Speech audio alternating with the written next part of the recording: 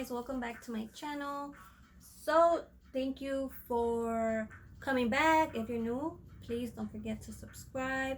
How is everybody doing? I hope you guys are doing well. Let me know how you guys are doing. Comment it down below. Okay, sorry. Okay, so I want to make a video and I'm gonna be talking about how I got my job even though I have a criminal record. Now I have a misdemeanor in domestic battery, and it happened in 2013, so it was 7 years ago, and I only have one charge. Okay, so you want to make sure that the tips, I'm going to talk about my experience and maybe I'm going to throw in some tips, but you want to remember that I have a different criminal record. I only have one. I have a misdemeanor. I have a domestic, like a violent charge, and I am from a different state than you, a different city, a different country. Okay, so it's not gonna, some things might not go along with your experience. Some things that I'm gonna say might not be the same or whatever, just because we're different. We're in a different situation, right? But I hope that some of these tips do help you out. So I feel like I always talk about my criminal record because it's kind of a part of my past that I kind of have to always bring it up when I apply for jobs. Okay, so that is why I always talk about it, because even though some people might say, oh, well, you just have a misdemeanor, oh, well, a criminal record, whether it's a misdemeanor or a felony, it looks bad and it can make it hard for you, because when you apply for a position, you're not the only one applying. There's like 10, 20, even 30, up to 50, up to 100 people applying for the same job. So they see that and they're gonna like just be like, okay, whatever, we have someone here that doesn't have a criminal record, and they're gonna hire them, even though you might have, there's people out there that don't have criminal records that gotten away with certain things, like drunk driving, like beating up a girlfriend, a boyfriend, stealing, and they got away with it and they got lucky. Okay, the people that like us that have a criminal record, these are some of the things that I hope help you. And like I said, it might not go along with some things that you experience, but I hope some things help us. So how I landed my job, and I wrote some things down just so I don't forget. Okay, so before this job, I was working at Dunkin' Donuts, which is a fast food place, and I was working at Cricket, okay? Cricket Wireless, which is like a cell phone place. So I was selling like cell phones and lines and all that stuff. Those jobs, like retail and like fast food, are not gonna really care about your background. Now, I don't want to say all of them, but most of them, right? Also, if you do have like 5 or 10, or you have like a criminal record and like criminal record, like a murder, like a felony murder, something like that, like of course that's gonna be totally different. But if it's like mine, domestic battery, like nobody, they didn't care. So when I applied for the job that I applied, so I'm the kind of person that does research. You want to make sure you always do your research. I like to think ahead, which is a good and a bad thing, right? I like to be like, okay, for example, when I applied for the school, so I went to community college and then I transferred to a university. So when I was gonna apply and register, when I was gonna transfer, even before I was gonna transfer, when I applied, I was already thinking, well, how am I gonna get there? How long is it gonna take me? How long is it gonna take me to go to work, and then to go to school, and then am I gonna have enough time? So I was already thinking those things in my head, right? So when I was in school, I was already researching the types of jobs that I could get. And then during my last semester, maybe 2 months before I was gonna graduate, I was like, okay, I'm gonna go out there and just do interviews just so that I can get practice.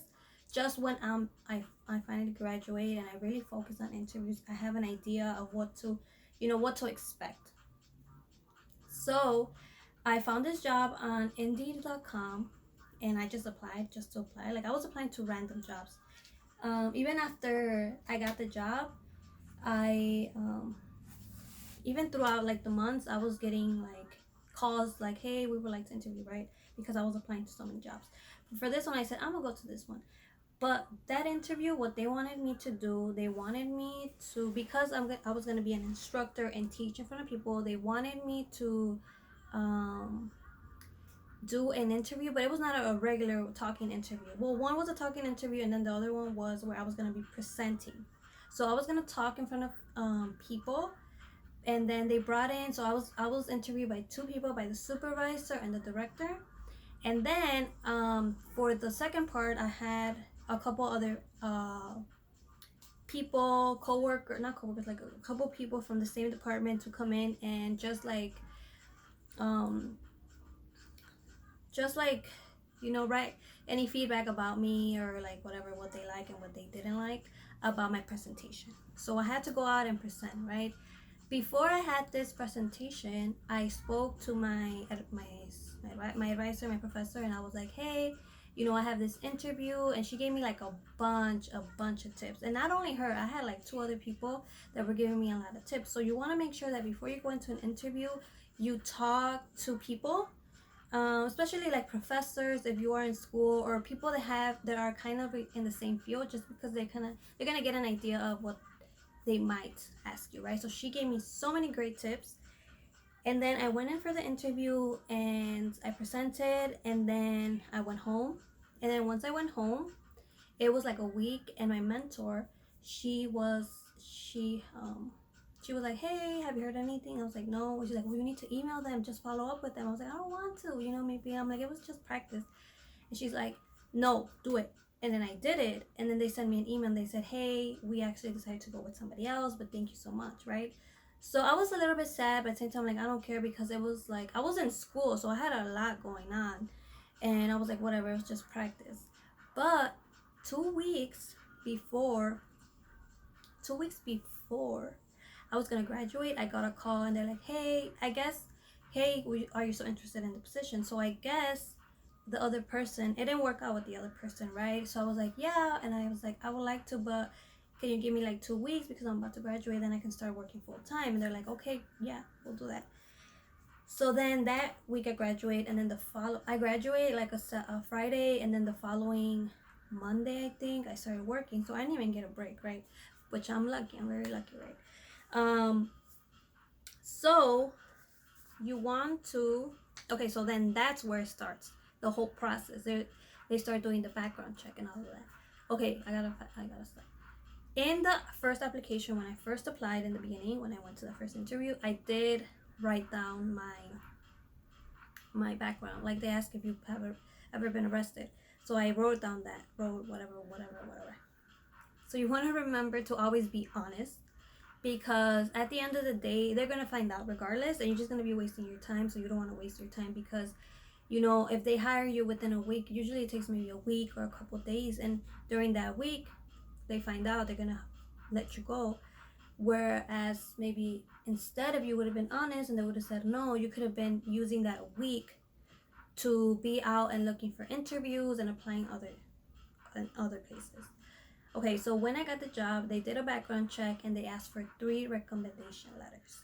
So you want to make sure that you have good recommendation letters. How I got, so I asked my manager at Dunkin' Donuts, which were really cool, and he was really awesome. So definitely he got it. He gave me that recommendation letter. I talked to my mentor, and she gave me the recommendation letter. And then I asked my preceptor. So my preceptor, she was a nurse who I was like working with her and doing my internship with her. So I had 3 people, and then the job called them and asked them about me and asked them about blah blah blah.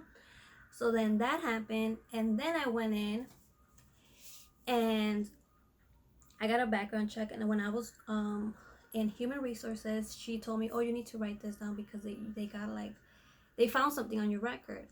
But I guess that they didn't care, because it had been like years ago. Okay, so, or I didn't even ask why. I was just happy.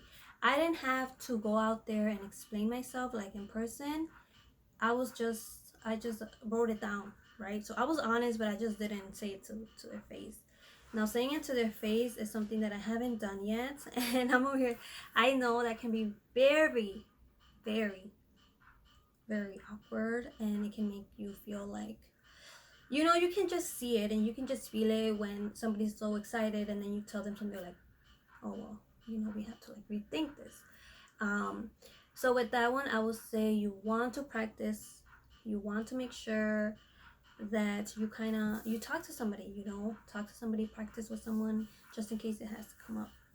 Another thing is you want to make sure, because you have a criminal record, you want to volunteer. Okay, volunteering is so important.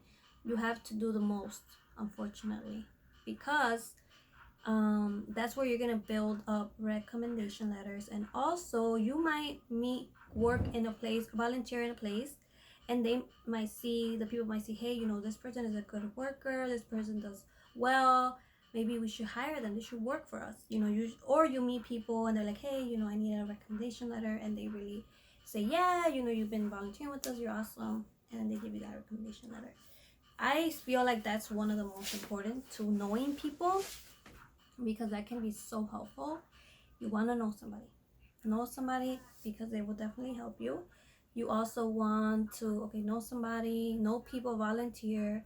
And with volunteering, so I started volunteering because I had a class where I had to volunteer. It was part of my assignments. And then after that, I realized like maybe I should volunteer. So I was out looking for different places, and I was volunteering at one place like teaching English, and I was like, I felt kind of dumb. I felt like I didn't really know English like more. So then I'm like, that's not working for me. So then you go, and then I ended up finding another. I met this girl. I knew her, but I talked to her, and she told me she was doing this like mentoring young girls, and I was like, hey, if you ever need any help, let me know. I would like to do it, because I was genuinely interested in it. And then that's how I got involved in mentoring young girls in my church. So I will say, like, I say be part of the church, because usually people that are part of the church are connected with people in the community, and you get to know people in the community. If it wasn't for certain people in my community, if it wasn't for volunteering where I volunteer, I wouldn't have known certain things that happen in my community. I wouldn't have connected with people. So you want to make sure that you learn and you do it. You network. I know it's awkward, because I was that girl when I was younger. I was really shy, but it's very, very important. Okay, guys. So I hope that this helps, and I'll see you later.